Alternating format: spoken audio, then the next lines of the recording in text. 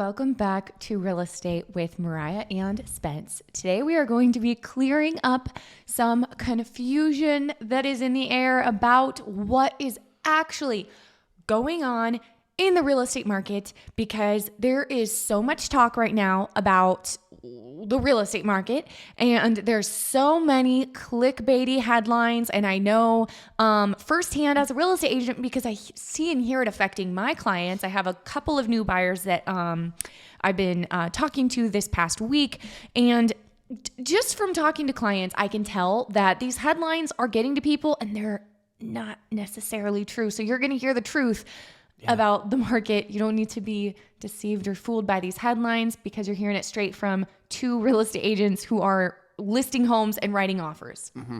We are actively in the market, and that is really important. Yes. Knowing somebody that's actually doing the work day in, day out. This is our lifetime job. This is not a part-time thing.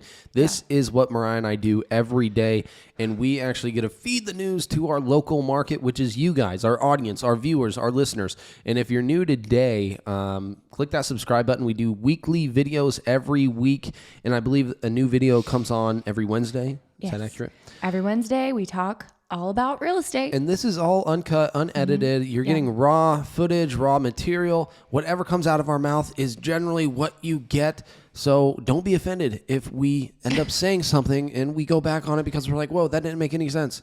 Because we're just talking here out loud from our local perspective, so you guys can have a great idea, a fabulous idea about today's real estate market and what's going around us here in Salem, the Mid-Willamette Valley in Oregon. Yes, just so that you can make the best, most informed decisions possible when it comes to buying and selling real estate. Because at the end of the day, all of this really is in your best interest to know. 100%. And we don't have we're not going to sit here and share a list of boring numbers and statistics and all of that. We really just, from our top of our heads, we're going to share a little bit of what we're seeing in each price point as we're working with buyers and sellers. And, how far are, what type of offers are we getting on listings in the 600 range, in the 400 range? What type of offers are we getting accepted for clients? That kind of thing. Yeah. In the big stream media, the big news, the news headlines, you go on Google, you type in real estate, everything's recession.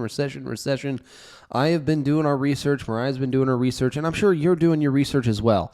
The reality is nobody has a crystal ball. I can share my crystal ball with you, but that doesn't make it absolute truth. And so if you're a truth finder, don't take our word for it. Keep going. Keep taking this information and bring it elsewhere so you're educated at the most and to be on top of the market. Because if you're a financial advisor, if you're an investor, if you're just a common person, similar to like Mariah and I, just always looking for an opportunity around us, this is where you want to be. So stay tuned. Yes. And I guess another thing to add is I think this is important to talk about or to touch on. I was talking with a client this week, and I hear this a lot right now as a real estate agent, buyers being fearful of purchasing because they keep hearing that a recession's coming, housing market crash is coming, and they just want to know. They're asking us, because we're real estate professionals, should I buy right now? What should I do? And for one, I have two things to say. One is there's so many factors that come into it. It's a very personal decision. It's your life we're talking about here. But I think we've probably shared this before sometime in the past on our show, but I remember back when we were, and I guess this all goes down to trying to time the market when you buy, because I remember when we sold the first house we ever bought over in North Salem. What year did we sell that in? 2017. Was it 2017? It was 18. It was We bought it in 2017. We sold it in 2018. Okay, excuse me. 2018. Yes.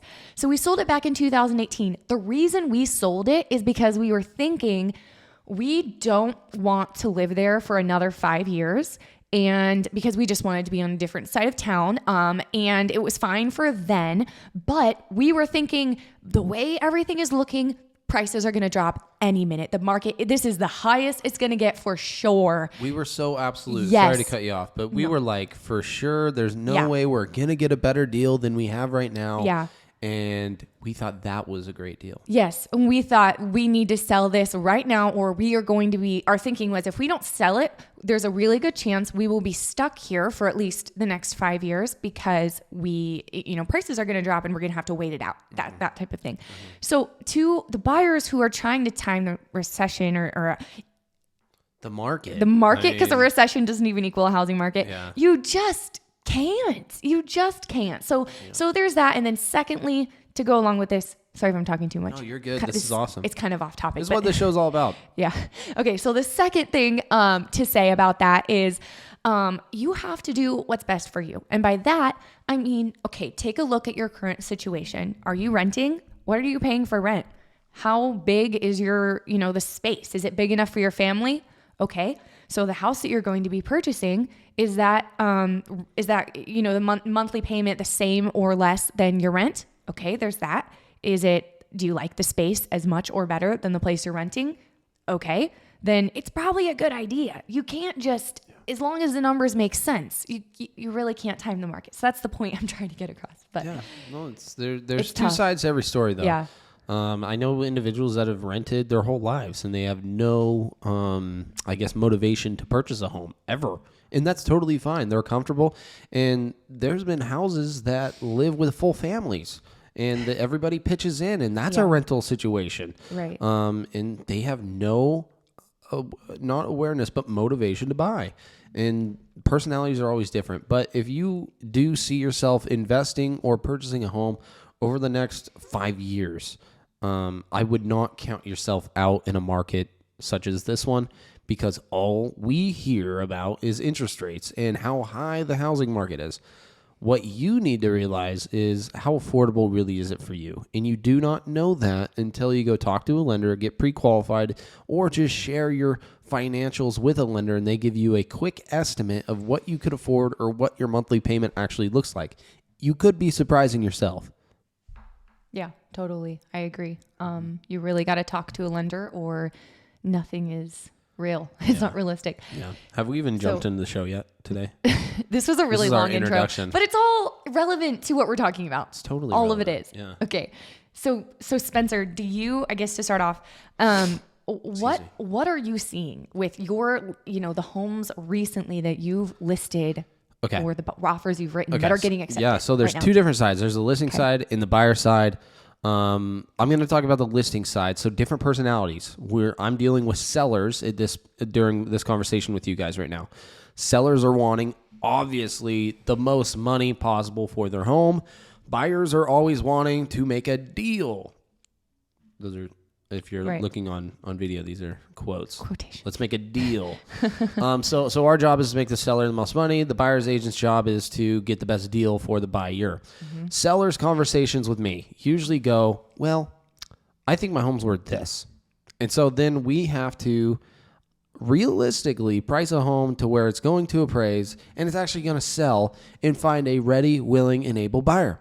There's factors involving a transaction. There's factors involving a sale. And with them asking me or telling me what the value of their home is, there's a big statement to be made, because sometimes it is so overpriced. It's like, I want to help you, and honestly, I can't, because you have a number set and it's just not going to happen realistically. And it's not Mariah and I's job to oversell or promise you empty promises. That's just not what I do. I'm not that type of salesman. I'm not that type of worker. I'm not that type of employee. If I say something, I'm going to do it. That's the end of it, period. It's called just being good business, ethics, fiduciary duty. My duty is to help you. So most sellers are wanting the highest amounts right now, and I'm having to re-educate them, saying, hey, this is what's happening. We haven't hit a stale market by any means. We're still in the highest, one of the best sellers market in history. Still right now, this month, I'm talking in June, end of June, we're heading into July, still the best sellers market in history. So don't count yourself out and think, oh man, I missed it by a month or two. Right.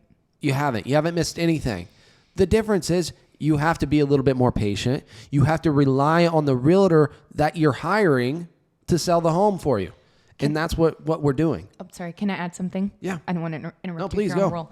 a roll. Also is with sellers is what we were seeing before, a difference in, how the market has changed. What we were seeing before was you could throw a house on the market at honestly any price and it was going to sell because no.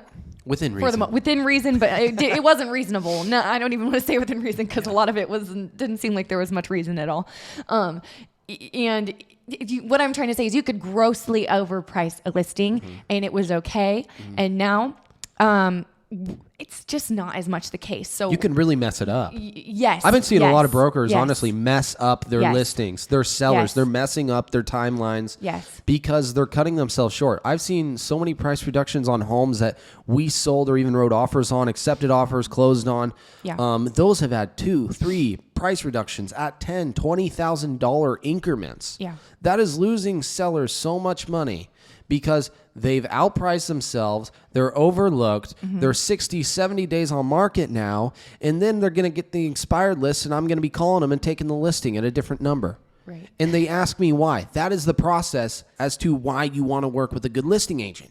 Those steps Yes. right there, exactly. You do not want as a home seller, speaking to someone that's selling, you do not want to just list your home. You don't want to choose your agent because they gave you the highest price Or they lowest commission. think they could. Yes, of course, that's a whole nother subject. Yes, but because they tell you that it's worth the highest price, because at the end of the day, that does not determine what it is actually going to sell for, and they're doing you a disservice if they're not being brutally honest with you about what it's realistically worth. Now, at the end of the day, as a seller, it is up to you to choose that price. So if your agent is being super, if they're being rude or pushy or anything like that, but they should be giving you the facts straight up, their comps, and they should be straightforward and honest with you. And of course, let you know at the end of the day, it is your decision as the seller. I'm working for you. And it's their job to take the listing or not. Like if you Yes. guys aren't workable Yes. and that's why we always relate this to like, if you're only dealing with an agent selling your home, you hire them and you've never met them and it's an seller or whatever, an online broker that you've never met. It's so hard to have a relationship with that because in all reality, they're literally just probably going to do exactly what you say. They will not have, in a sense, any authority, not as if I want authority over the listing, but I do want a professionalism and input to efforts I'm making to get your home sold, to find the ready, willing, and able buyer to get you the most coin in your pocket. That is our goal. That is my goal as a promoter, as a marketer. How are we going to do that? And that is where the relationship boundaries come into place during that initial listing appointment. We're talking a lot about sellers, and I like it. We are. I deal with a lot of sellers. I didn't see this conversation going this direction, but it's good information to know as a buyer or a seller. But these are the real conversations as to what I'm having in today's market, because there is more back and forth, I would say, in these initial listing appointments or the follow-up to get the listing appointment, because sometimes it does come from a first sale by owner. Right. And they need education as to what we're looking at and what they can expect, because my number one goal and priority is to not give you an empty promise. Right. That just, it doesn't work out ever. Right. I agree. So I had a client bring up to me recently about, they were asking about like negotiating with the contract. They're asking about negotiating something. And what they were meaning was talking about like expecting a counter offer back and kind of going back and forth. So that's one misconception to clear up is, of course, every home is different. Every circumstance is different. But for the most part, we're still not seeing a lot of counter. Wouldn't That's you say? accurate, yeah. Like you still got to put your best foot forward. Generally, there's going to be multiple offers, although we're seeing a lot more of like 1 to 2 other offers besides yours instead of like 10, 20 other offers. There's still going to be at least another offer, usually in most price ranges, for most houses right now still. And so there's really not a lot of, expecting a counter. You got to just put what you can do and what's your best out there, and don't expect to hear back from them. In my most reasoning, cases. if I'm representing a seller, my reasoning to submit a seller's counter offer to another buyer's offer is not necessarily with price, but term of the contract, meaning do my sellers want X amount of days after closing? Do my sellers want to adjust an inspection period? That type of thing. It necessarily doesn't have to do with much money. It's mainly just bettering the term that my seller is in favor to agree upon with the buyer with. Right.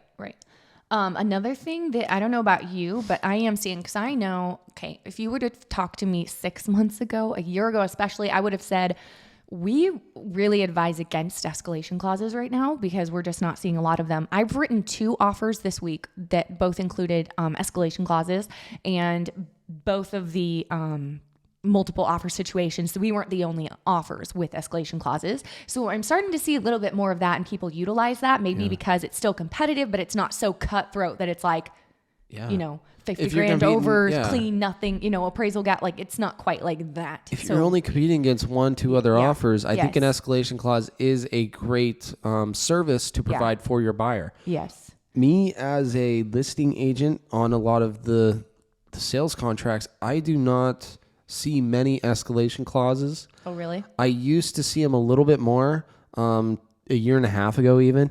They kind of disappeared this last year because of how many offers were really being presented. Right. I was presenting like 10. I think my record was 14 offers at one point on a listing. And I was just so baffled because, A, that's more work for me, but I love it because we got to go through all these offers. That's a lot of offers to read through. But I mean, that's a lot of reading. There's a lot to go in and present to a seller. So we've definitely seen the slowdown when it comes to offers. Yes. But the type of offer that we're seeking representing sellers, that's where our pricing strategies are all the more important. So we actually do receive an offer or 3 and get you the best price that a buyer's willing to pay. Right. So for you working in, we work in quite a range. We've, work in quite a range of price ranges from like a first time buyer price range all the way up to, like the maximum housing price in our area. Right. So what are we seeing in like different price points right now as far as how many offers? Okay. How far over asking? So now we're talking the buyer side. Yes, okay, we're done with buyers. Sellers. If you're a buyer, you're in this market. Let's transition to you. This is what you've been waiting to hear. We're done with sellers. It's for the buyers. Yes. What do you need to offer to get your offer accepted? And that's a big question people still have. I'm figuring it out a little bit better right now in this market timing wise because we've just had a flood of buyers coming in. And a lot of them are from out of state. And I've had a couple calls from this channel as well, just asking for services and questions about their property. But for the most part, offers, for example, that I got accepted this week was one was at ask price. What was the price? But here's the difference. It was a $600,000 home. It was like $555,000. Okay. And so it wasn't 600. I'd say I was rounding up, but 555 rounding up a lot. was the listing price. What we ended up doing was giving the seller full amount. We're like, here you go, here's 555. But the condition was we saw days on market. My buyers wanted closing costs paid for of some sort, which added up to the full amount of $11,000. That's a lot of money out of coin in closings. On top of your down payment. Right. That go absolutely nowhere but taxes and prepaids. Right. So we asked for closing costs in the full amount. We got a seller's counter. On us because this home had been sitting on market. So we timed it. So were you the only offer? Yes, I was. Why was it on market for so long? Did they just overprice it and have to do a price reduction or something? That's the key. Oh. That's the key. This seller did a price reduction. It had been on market for, this sounds ridiculous, but it was only like 20 or 30 days. Okay, but listen, the thing is, so back to you sellers, when you way overprice a house like that, or not even way, but just when you overprice it too high, even in a seller's market, the thing is, it'll sit, you end up having to do a price reduction. And if a home has been on the market for 20 days in a market like this, buyers are going to assume there's something wrong with it, or they're going to write a lower offer, or lower might just be an ask price offer instead of way over. Or ask for closings like we did. Yes, it's totally, I get what you're saying. So sorry, continue on. But no, I just needed to add that. But it's a real thing though. If you're a seller out there, like you need to strategize appropriately depending on the market. and there's different times to do certain things, and there's different homes to do certain things with. So that's something of importance that you need professional advice with. Yeah. But for this story, we are at full ask price. We have to pay $11,000 in closing. Terms are great. We're having a 45-day close period, which is quite normal, or sooner. I always love doing that verbiage because, hey, we could close sooner if really needed be. And then we did a high amount earnest money down, which is part of your down payment, a big down payment of like $200,000+. So our offer is very clean. We just have to be presented to the seller in a way they don't get offended for paying our closing costs of $11,000. So here's my job to ask the seller's agent, which is an awesome agent. She kicks butt in the area. And big shout out to you. I think you know who you are if you're listening to this channel. But these buyers really did need a portion of their closing costs paid for. She made the deal happen because she gave her client the risk. In most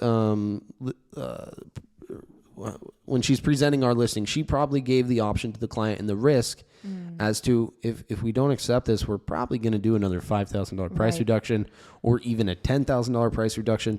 So are you willing to pay a certain amount of closing costs? Right. They gave us a counter. They're paying $5,000 in closing costs.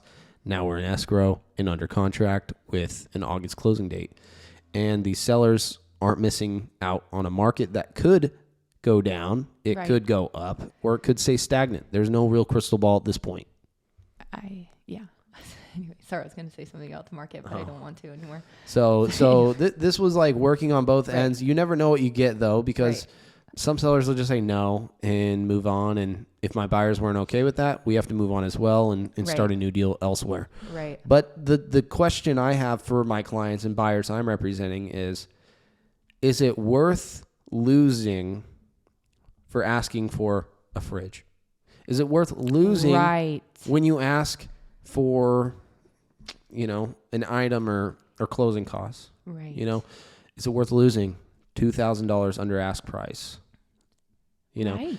And these are all things, though, I'm not going to toot my own horn, but brokers, when you do present an offer, I'm making the call to every listing agent.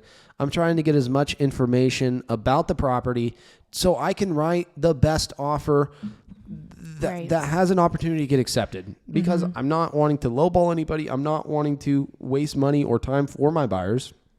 I'm just wanting to do a fiduciary duty at this point, and that is our jobs ethically as realtors. And that's where a good agent becomes a good agent, and a bad agent's not going to do their homework, and they're going to just write offer after offer after offer and most likely not get an accepted offer. Right. No, that's so good. I mean, is it worth losing out on the house because you want to move in right away and you're super eager to get into the home, or maybe that is what would work best for you and your schedule, but the seller would really appreciate a couple weeks after closing to get out, or a week, or whatever it is. Like it's those little things that you can add to the offer that really, it's not that much of a sacrifice if you think about it, and it can be the difference between winning or losing. Well, here's a great one. What?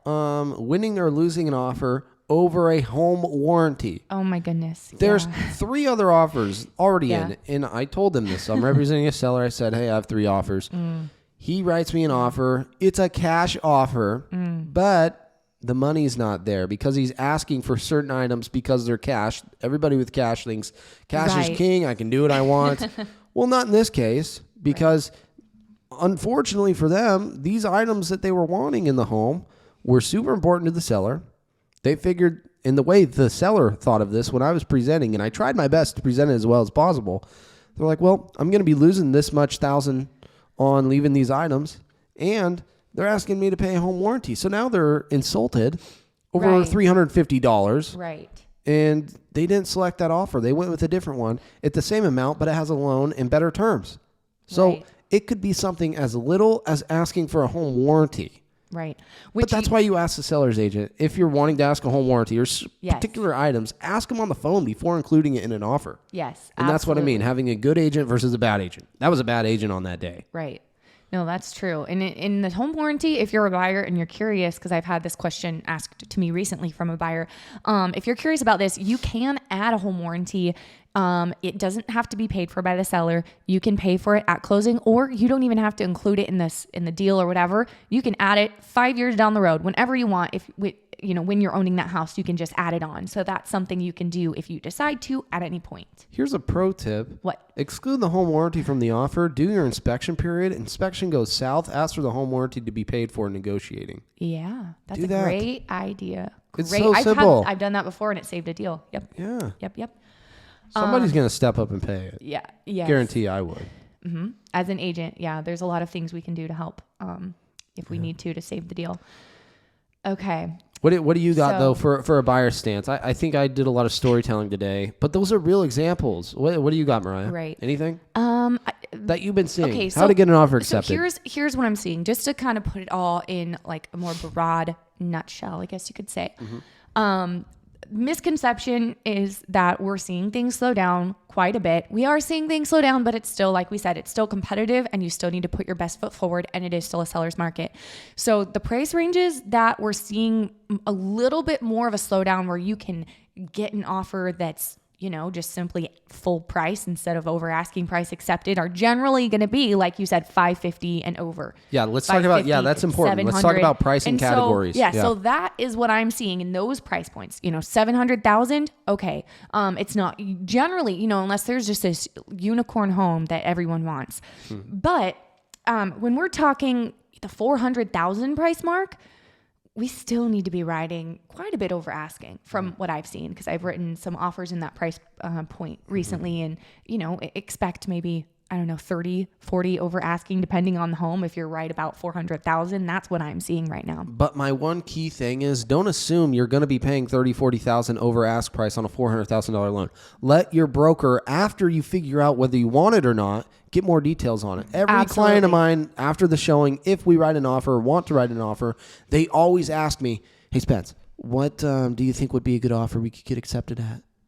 And I always turn to them. I'm not going to give you an answer right now. I say, let me call the listing agent. Let me find more details. Let me do some more due diligence. How many offers are even on it? Because that's a big factor. If there's no offers on it, okay, we're going to stay as close to sales price as possible. Yes. So that's my answer for that. Yes, I would say that is so key right now, the way that the market is now more than ever, with how rapidly everything is changing.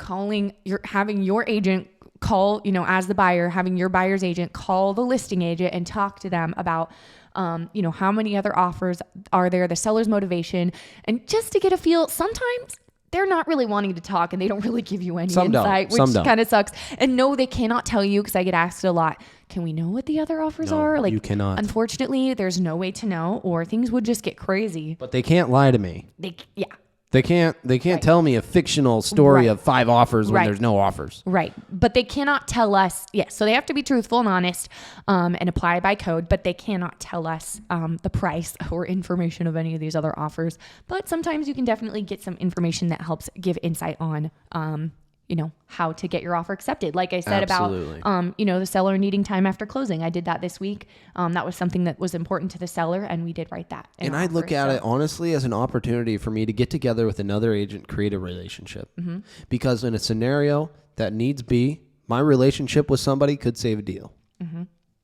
Okay, so we have a few viewer questions this week that are relevant to the topic we're talking about with what's going on here. So, okay, first one I've been asked recently is, are we seeing offers right now where the sellers are paying for buyers' closing costs? And I know, talking to our lender about this, he is saying, no, to be honest, he hasn't written up and, been working on his end with something like that. I know I haven't, but the scenarios are always different. Yes. That's my answer to that one. Yes. And it's the good agents versus bad agents. You can say you're a master negotiator, but there's some scenarios where it is what it is. Seller's not going to do a darn thing, and we got to go with it if you like that house. Right. But scenarios are always different. Price categories are a big factor.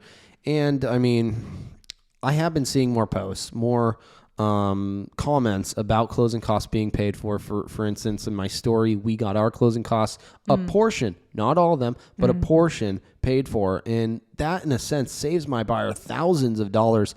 And that makes it a victory within itself, especially in a market like this one. Because remember, we're in historical times still as a seller. You are making the most money you have ever made on a sell if you were to sell your home right now.